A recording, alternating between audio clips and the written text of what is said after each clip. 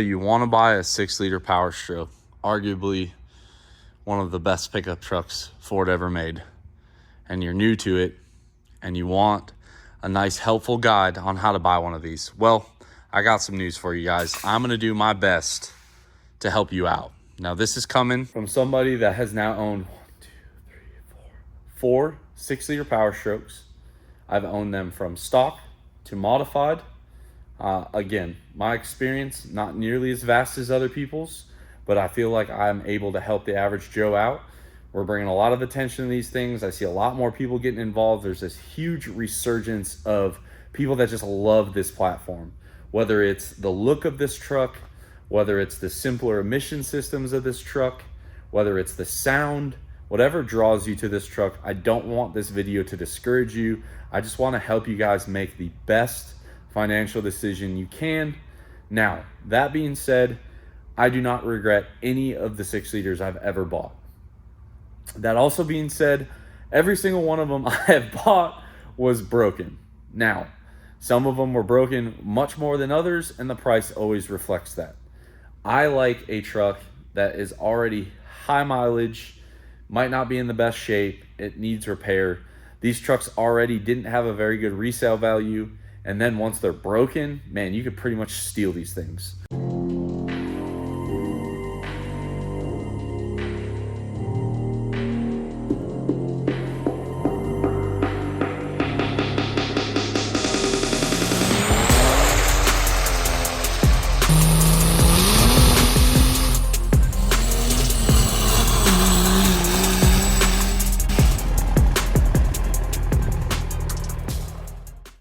I did not, honestly, I want to say it was like $4,000 is all I paid for this thing.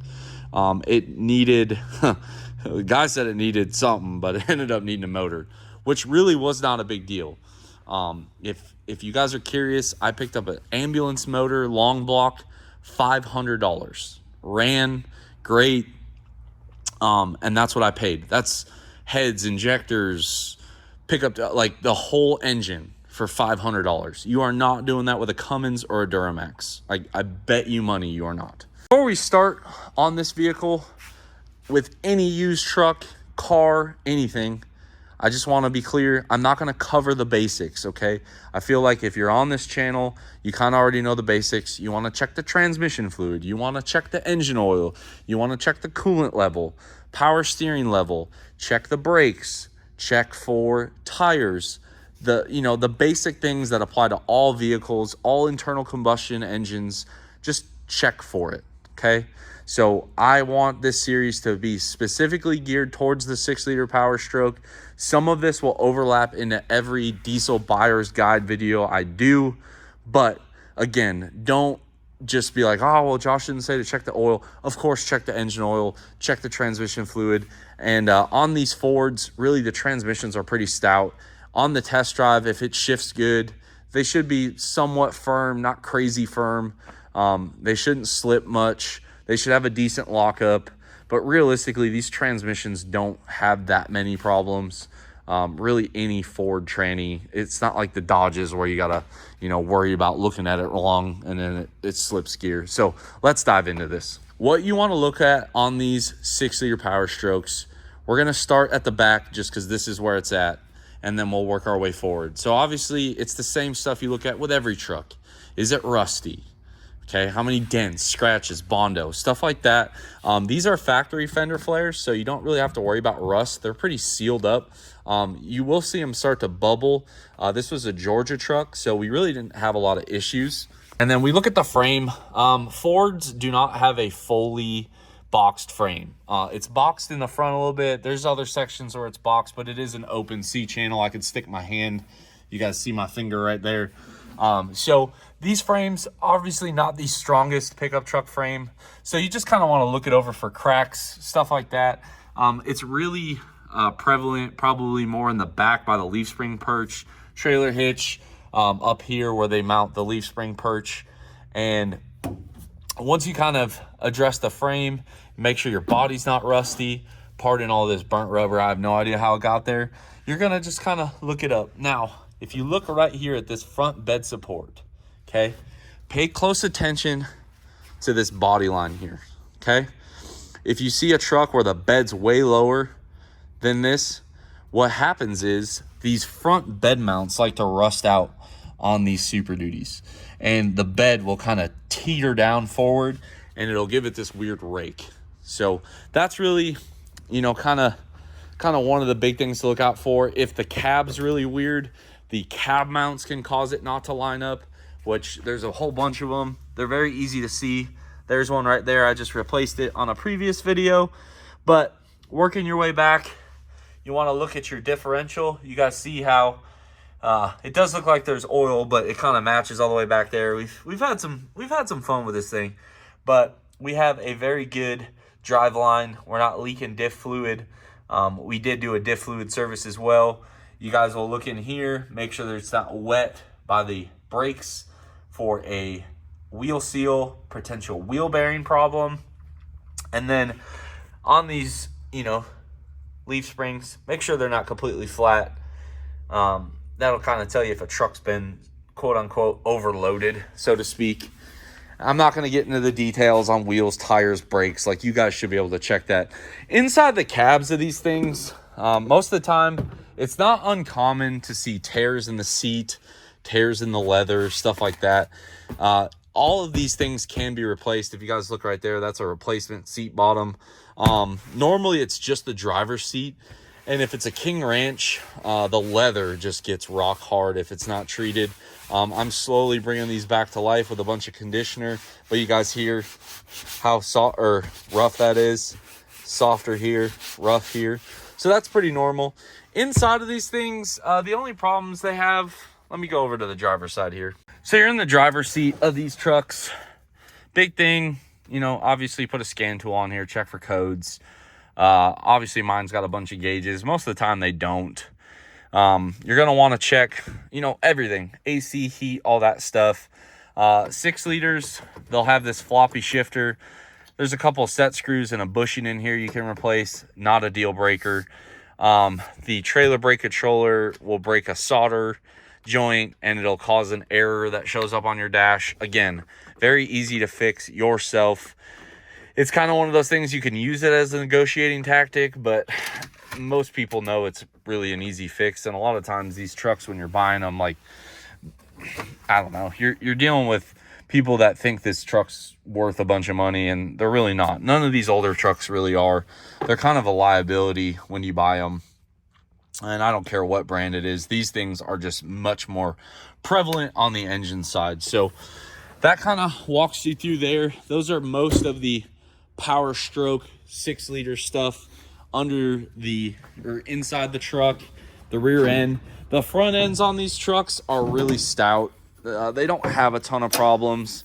Let's go underneath here real quick. Make sure your hood latches do, or hood struts. Moving underneath, you know, just give it a good look over. Make sure your steering's serviceable. They use a crossover style steering. Like most trucks, you have a drag link and a center link. Mine has dual steering stabilizers. Some of them do, some of them don't. Obviously, it's an add-on, but kind of something to look for. You're going to check your ball joints. If it's got really used tires on it, you can actually kind of do like a visual, put your peepers on the old tires there. Check it out. They're not super problematic for hubs like your Dodges. However, I have had to replace one on this truck. And then just kind of look underneath. Now, one of the telltale signs of a head gasket problem is, you guys see I have one hose clamp on this lower radiator hose. If you got a lot of cooling pressure, what I have found on 6 liters, whether they come to the shop, I've looked at them, you'll see guys put 2 clamps on here or on the upper one. That's kind of a telltale sign. It's got a lot of coolant pressure. So just, again, something I looked at. You're looking for leaks. You know, this truck, really not too leaky. It's got a couple, but nothing problematic. Another very important thing to look at, if you look at these 2 transmission lines right here, they love to rub through where they go through the cross member, and you'll get this pinhole leak of trans fluid. If that gets left unchecked for too long, the transmission will get starved for fluid, and you can have some very large potential for transmission failure. Looking up, this one has a fluid dampener, but just check on the balancer, make sure it's okay. They use a rubber isolator ring. Now, unlike you guys that probably won't have this on a lift, I'm gonna just take some time to show you guys under the lift. So again, you're looking at the transmission. You guys can kind of see here, it's pretty clean, doesn't have any major leaks. I have yet to see a Powerstroke not leak something, oil, trans fluid, like you name it, it probably leaks it. But you guys look, we're very dry back here. We got a little moisture, more than likely. It's just a slow leak.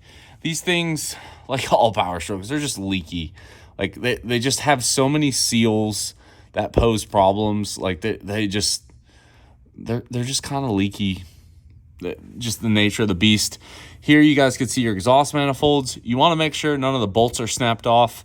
Not super common in 6 liters. I think I've seen about 2 so far in my career or broken bolts, but you'll see soot stains on the cylinder head. This one's obviously in good shape. And this will give you guys a good look at the up pipe situation. There is that bellow. If you look right there on the driver's side, if it's got a bunch of soot coming out of it, that would tell you it's got a blown up pipe. And then on this side again, exhaust manifold, looking for soot stains, looking for up pipe bellow leaks. And if you guys look right here, right there, you guys can see the rest of the up pipe right there. So you just kind of look it over. That's the nice part about diesel exhaust leaks. They leave big soot stains everywhere. So in my opinion, you look under the, underneath my Ford, this is probably what most of them will look like. Usually you'll have a lot more oil on the front here. It's just such a slow power steering leak. I haven't even bothered to fix it yet. Maybe I'll get bored one day. Track bar, again, these things aren't super problematic. I am missing a sway bar bushing, which isn't like a super common issue. It's just a me problem currently. Again, ball joints, tie rod ends. You're looking for damage. I've seen a couple times where these radius arms get bent. Again, just kind of look down them. Much easier to do on a lift. I get it. You're going to check your U-joints, make sure they're serviceable. You'll check the carrier bearing, make sure it doesn't have any wear. Any crew cab short bed, crew cab long bed will have a carrier bearing. I believe the single cab long beds do as well. So I think Ford just uses a carrier bearing all the time. This is one of the upgrades I want to do here soon. Put a one-piece driveline in. And then moving towards the back, you're looking for anything major. There's not on this truck, but this is kind of how you find it. You start putting your eyeballs on stuff. T-case, looking for leaks there. Obviously mine's dry, but get under it. Don't be afraid to get dirty. I always tell people when they go to look at cars, don't wear your nice clothes. Even when I go buy new trucks, I'm crawling around on them. I don't want to buy a lemon. So this at least kind of shows you guys the up pipe exhaust leak problem that can happen, as well as your oil leaks. Now moving up here, this is where most of your 6-liter problems lie. Once fixed, if fixed correctly, they really never have a reoccurrence. Most 6-liter problems that I see, guys using cheap parts, hack work, or poor maintenance. These trucks are very maintenance heavy. If you start missing intervals, cheaping out, these things will give you a lot of problems. So I do not have the Vortex 9000 here, the second part of the fan shroud, which makes mine a lot easier to show you guys. Looking from passenger side to driver side, let's go over it. So this is your vacuum reservoir and your vacuum pump. Not super problematic, but if the 4-wheel drive doesn't work, stuff like that, a lot of times it's this or in this switch up here. Obviously you want to make sure it's got good batteries. These things take a lot of oomph to start. They have electric lift pumps, glow plugs, and a motor that requires quite a bit of RPM to fire off, because not only do you have to make low oil pressure, you have to make high oil pressure. Then Moving along, the intercoolers on these trucks. Mine is replaced. They use a plastic end tank crimped end style intercooler. I have yet to see a 6-liter come into the shop that didn't necessarily need one. A lot of guys make it work, but replacing this intercooler with a all aluminum cast end tank one works so much better in the long run. Moving on to your intercooler pipes. These things pretty problematic. You'll get oil that starts to leak out of the turbo from the CCV, and you'll end up basically you'll have a bunch of oil get saturated on these boots. They're really famous for tearing back here and also on the bottom side. Ford staples the charge pipe clamps on, so over time those staples work in, it kind of cuts the high pressure hose coupler here, and you'll have a boost leak. That's really it on this side. You have your glow plug module here. Now, if you have a late 04 to 07, your ICP sensors right here, this is where you're going to start looking. These things can go bad. You'll also see oil come in them. You'll also see this harness rub through here. All problem areas. Now, as we kind of go forward here, okay, this is where you get to start calling people on their BS. Right here, you guys will see this J pipe. This J pipe takes the place of an EGR. Now, this truck obviously has the solution kit. Now, if it still has an EGR cooler, it'll be right back here. Those are kind of problematic. I don't want to be the guy that tells you to, do what must be done, but get rid of it. It is nothing but a problem. Now, here is your turbocharger. The only real issues these things have, the vanes will stick. The best way to tell, if that thing doesn't really spool up well, chances are it's either got a boost leak or your vanes are stuck. What you can check with a scan tool on vane position. If you bring a really nice scan tool, you can even command them to open and close.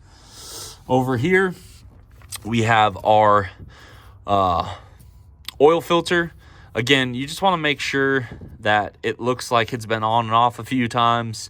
Good evidence of oil changes, maintenance. The nice part about these filters, you could pull this cap off and you can actually look in the filter media for bearing material. I'll be honest, these trucks, if they're making metal, chances are it's probably a lifter. My truck has a regulated return, so disregard this. A lot of trucks don't have it. If it does have it, it is, I think, like a $600-700 part. They are nice for making power on, not necessarily for a stock one, but it is a nice upgrade if it has it. Consider yourself lucky. Moving over here, we have our fuel filter. I have an air dog on my truck, so we don't use this as much. Now, if you guys look right here, okay, that is your FICM, your fuel injector control module. There's these little tabs right there. Those tabs can snap off, and then what will happen is these plugs will wiggle loose. Now, not every 6-liter, but I went to go buy one. It was broken, didn't run right. I plugged one of the plugs in, pushed on it, truck ran great. Now, that guy freaked out, basically told me to go pound sand, would not sell me the truck after that. I saw it about a week later on Facebook Marketplace. He jacked the price way up because it ran better. That is a problem area in the 6-liter harness. Those tabs either break, get loose, they're missing, and those plugs fall out. Now, if you look, it's a little hard.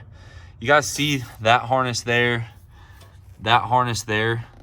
If these things get routed wrong or they're a little too tight, they'll chafe and you'll get some random electrical problems. Most of the time it happens right there, right here, or where it goes down the side of the block here and on this side down here.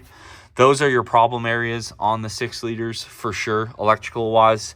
The rest of the harness, honestly, pretty foolproof. These things don't even really have battery cable problems like the Dodges do. Now, moving over here, this is an upgraded coolant hose right here. These factory, they're plastic, can pose some problems of cracking. Degas bottle on a 6-liter, okay? Some pressure's okay, okay? This is a degas bottle. There is 16-pound cap. As you guys can see, if this thing has had a head gasket problem or has a head gasket problem, what you're gonna see is a bunch of white staining, and you'll definitely see a bunch of blowout coolant on the underside of the hood. If you see this and they don't say they had the head gaskets replaced, or if they had the head gaskets replaced and they didn't replace this, or they don't say anything and it's all crusty, look inside of here. You guys can see my coolant looks great.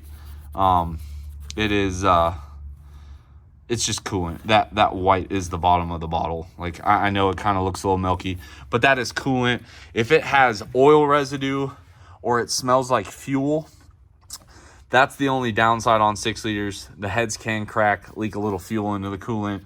So you just want to dip your finger in there. There should be coolant in there. Don't panic if it's a little bit low. Like mine's like right here. Don't panic if it's a little bit low. There's a new min spec. They moved it down. This used to be kind of more up here. So they have revised it to lower the coolant level to allow for more expansion. But again, don't panic if there's a little pressure. But if you pull this cap off and it shoots out of your hand, it's only supposed to have 16 pounds. Anything more than that, it beats the cap, sprays coolant everywhere. Brake stuff, really not a big deal. And power steering, these systems are pretty stout. You want to pay attention on head gasket trucks too. This is where they'll double clamp it as well. It'll be double clamped down there. Pay attention. This is a replacement radiator, but you guys see this crimped end. This is exactly how the intercoolers are done too. They're really problematic for leaking. And on a blown head gasket truck, if they've got a ton of cooling pressure, sometimes it'll actually start to push this crimped end apart, and you'll get some random coolant stains on the radiator. Down here, now we're getting into the nitty gritty, okay? If you guys look, you see that right there? That is a head stud. Now, that is one way to check if it's studded. The problem is, I have seen it where guys only stud the outside of the valve cover. They'll do it on both sides, and it's a real dirtbag thing to do, but I have seen it. So your best bet is to try and get a camera, like bring a actual camera with you, and you could stick the camera down your oil fill cap and check, and you can actually see a couple of the studs inside. Chances are if they did one side, they probably did the other. Again, very dirtbag thing to do, but I have seen it, and I wanted to bring it to your guys' attention on that. Now, once you've looked over everything, you want to make sure that this engine is cold. If it's summer, try to pick it up at night or first thing in the morning. If it's winter, even better. Pay attention to how this thing starts. If it's got check engine lights for glow plugs, plan on doing them. These things are very reliant on the glow plugs to start, and you want to pay attention to how this thing starts. What I mean by that, I'm going to plug in our monitor here so I can at least show you guys the things to look for. Let me get the, let me hop in here. All right, again, you want it stone cold, as cold as it can be. So like I said, if it's summer, it really sucks, but maybe try to pick it up in the morning. Probably your best bet. Let it sit for a while. All right. You put the key on, everything should light up on the dash. I've seen where guys pull the check engine bulb out. Kind of a common problem. And you guys saw that. The glow plug light kicked on. Okay.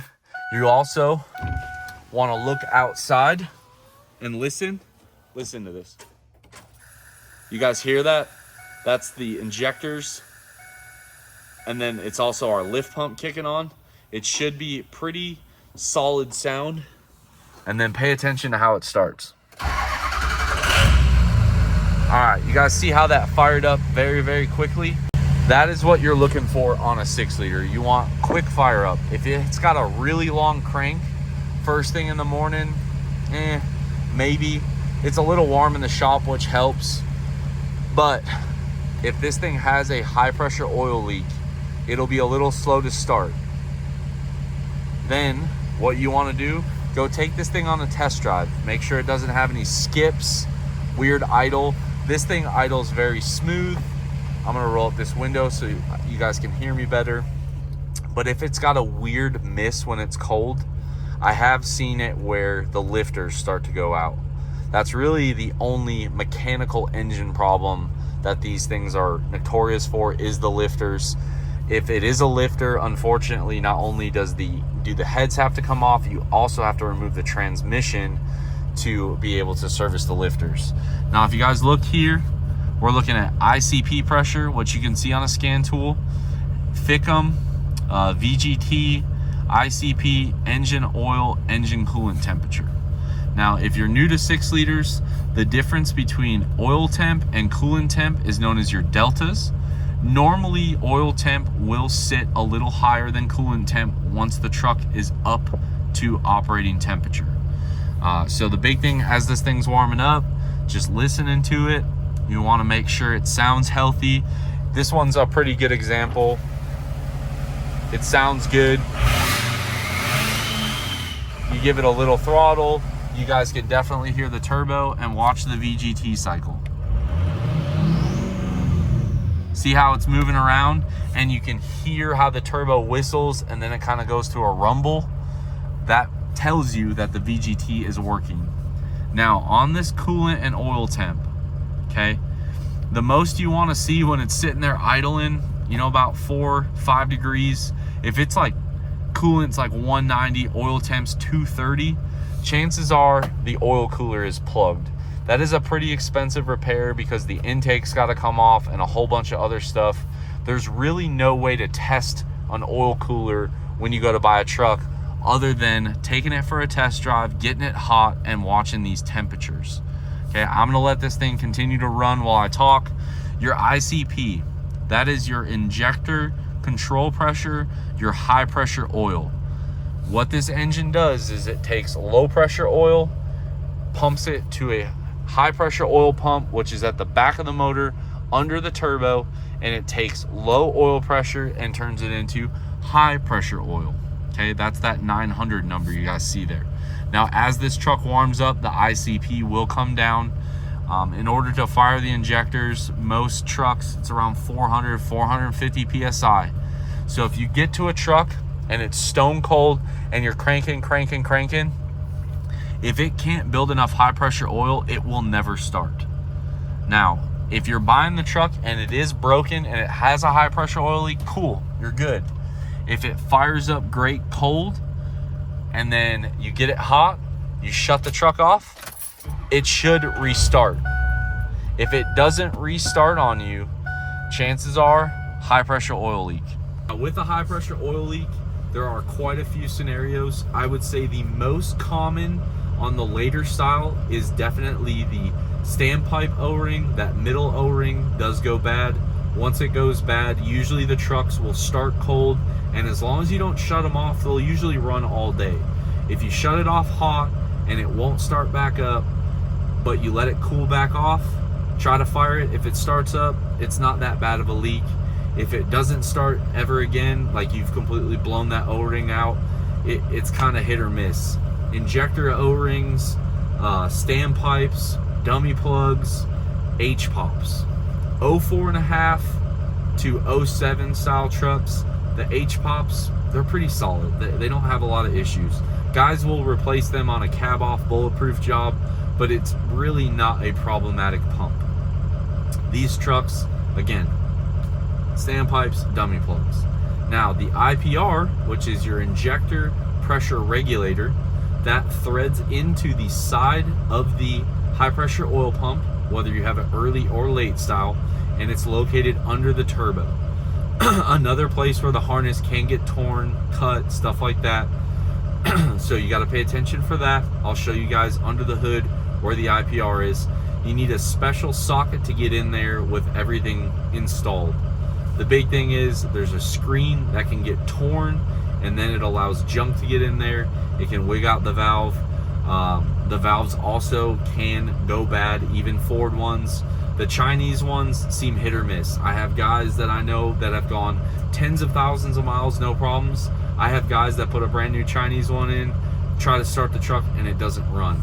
But that is what you're watching here, this ICP. So we're at 26 duty cycle, 26%, and we're building really good H-pop. And then you guys watch as I rev it up, that duty cycle goes up as the H-pop goes up. The big thing to note, you guys look at how low the duty cycle is idling. As the truck's warming up, if this starts to creep up as the oil temp goes up, and let's say it's idling at 40, that's another way to tell you have a high pressure oil leak, okay? So again, I know this video can sound very complicated, but it's really, really simple on a 6-liter. In order for these things to work, okay, fuel has to get sucked out of the tank, which is another problem area on these. If it won't run, or it runs weird under a quarter tank, chances are your suction straw has a problem. There's this little like shower head looking thing that can fall off and basically starve you for fuel below a quarter tank. So once it gets out of the tank, it goes right here to the frame rail, okay? Right here at this frame rail, a lift pump. If you guys look right there, there's your fuel lift pump. There's the cap right there. Once the fuel goes there, it goes into the secondary fuel filter right here. And then from here, it gets dispersed to both cylinder heads. So chances are most 6-liters, they don't usually have a ton of fuel problems. Most of the time it's that quarter tank issue, but that's how the fuel gets there. Now, oil, okay? It gets sucked out of the pickup, out of the pan, through the pickup tube. From the pickup tube into the low pressure oil pump gears, okay? They sit behind a front cover. Once it goes there, it gets pumped up through the block, gets sent to the high pressure oil pump. From the high pressure oil pump, it comes out, makes a 90 to the injector pressure regulator, the IPR. From there, it gets sent out through the branch tubes, okay? Those branch tubes come around, they feed the standpipe. The standpipe comes up, feeds the oil rail comes down with the ball valves, feeds the injectors. The injectors then exhaust the extra oil through cavities in the cylinder head, and they kind of splash lubricate as well, and it goes back into the crankcase. The rest of it, it comes up, low pressure oil comes through there, goes up to your lifters, goes down to your crankshaft, through the crankshaft to the rods. Very simple. These also have J-jet squirters, just like a Cummins does. Your 6-liter Powerstroke, these are your low pressure oil pump gears. You guys see the scoring right here? They do have a tendency to rub through the wear plate on the front, which is kind of a sacrificial lamb. Now this gear set, obviously we replaced, but you guys see all this scoring and pitting. If you have a truck that's got a bunch of low oil pressure problems, most commonly if the oil pressure light comes on the dash, but then you give it a little throttle, the light goes off. It's a dummy switch. I think it's 8 psi, it might be 7. Chances are if you have a low pressure oil pump problem, it's these gears. All you do, pull the damper off, pull the faceplate off, boom, gears are right there. I highly recommend either the River City diesel or like the Warren diesel. They sell billet oil pump gears.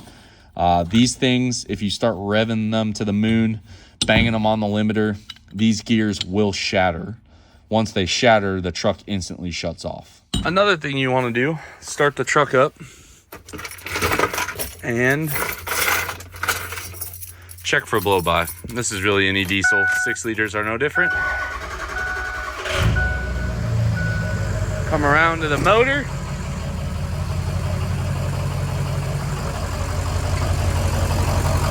Take the oil fill cap off.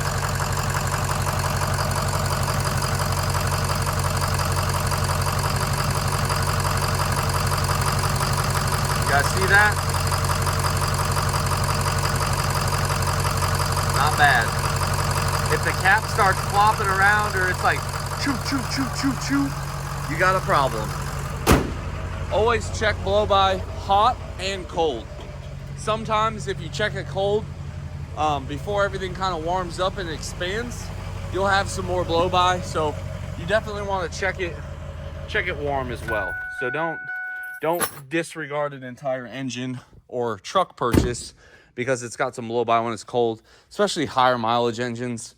You know, once they get a little heat in them, pistons swell up a little bit, they tend to seal up a little better. Honestly, it's a diesel pickup truck. With these trucks, again, maintenance records are critical. Good receipts. Not talking about handwritten stuff. A lot of times guys will take this job on themselves. It can be done in a home garage. You don't have to pull the cab up to do head gaskets. You could do it with the front off. I know guys that do them in frame. Cab off certainly easier, but you don't have to. Some other problems that these trucks have is the up pipes that feed the turbos. There's a bellow there that can blow out. So again, if the turbo kind of sounds weird, or if you look at the back of the engine bay and there's just soot everywhere, chances are it's a up pipe leak.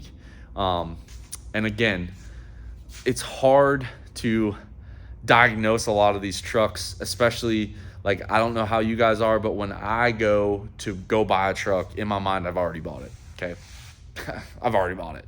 Oh, it's got this dent, but I already bought it. Okay. So do your best to kind of dial in the excitement just a little bit. Go there with your thinking cap on, bring a scan tool, bring flashlights, bring some rags.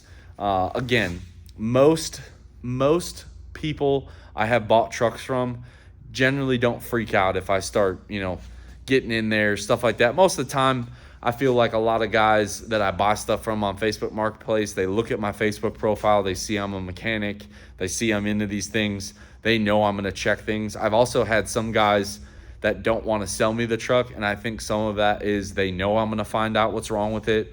But again, this is not the end-all be-all how to buy a 6-liter Powerstroke.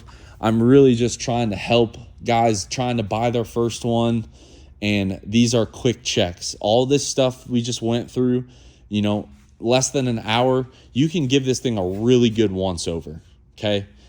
If you're buying one that's broken, hopefully I answered some of the questions. If you have more specific questions, drop them in the comments. I'm happy to try and answer them. I do look at every comment. Sometimes I forget to respond. Don't take it personal, but I'm a one-man band. What can I say? But these are the problematic issues on the 6-liter. And again, if I missed some and you're a better 6-liter mechanic than me, or you're more experienced, drop it in the comments. I just want to help people out. Again, these trucks, awesome. I've never regretted owning one. That being said, like I've said before, I've owned 4. First one, blown head gaskets. Second one, head gaskets. Third one, H-pop. Fourth one, motor. So again, if you kind of sense a drift here, I'm a little weird though. I know I want to go through all these trucks, whether it's a Cummins, Duramax, Powerstroke, don't care. I like the ones that are broken. I can get them cheap. And most of the time, the thing that's broken, I want to upgrade. In this case, we went through the motor, built it. If you're curious about that, we have a whole series on bringing this truck back to life. It took us about, quite a while, really. We waited on parts. We put a cam, lifters, the whole 9 in this thing, and made it as reliable as I possibly can. When you treat these trucks right, they drive outstanding. The interior for the time, bar none. The body style, timeless, and the sound to die for. If you don't recognize the 6-liter Powerstroke, you have been living under a rock. They have the most unique sound by far. I love these trucks, and I hope this video really kind of hits some of the high points on here. Kind of, like I said, you got to be looking, okay? Everyone wants to scam people now. That's just the world we live in. All it takes, again, 15, 20, 30 minutes, maybe an hour. Just look over the truck. you know, the best thing you can do is just look.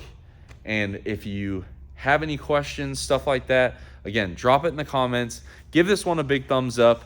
I have Cummins trucks to do. We do have a 12 valve here I can film on. We have quite a few common rails to do. I'm not going to dive into 6.7 Powerstrokes because quite honestly, no one should buy those trucks. 6.4s, again, I just don't know enough. I've worked on a few of them now, but I am not a 6.4 guru by any stretch of the imagination. We have a 7.3 here, but again, I just don't buy a 7.3. And then as far as the Duramaxes go, I think we have an LLY here, which we can go over. So we'll kind of mix these in to the regular content as well. More of a diesel buyer's guide, 6-liter edition. You know, got to start with the best truck to do this on. That's why we picked the 6-liter. Again, guys, I hope I didn't discourage anyone. One of the best trucks you'll ever own. Just make sure you take care of it, and it will take care of you. Give this one a big thumbs up. Drop your comments, questions in the bottom here. Subscribe if you're not already. And as always, guys, I will catch y'all on the next one.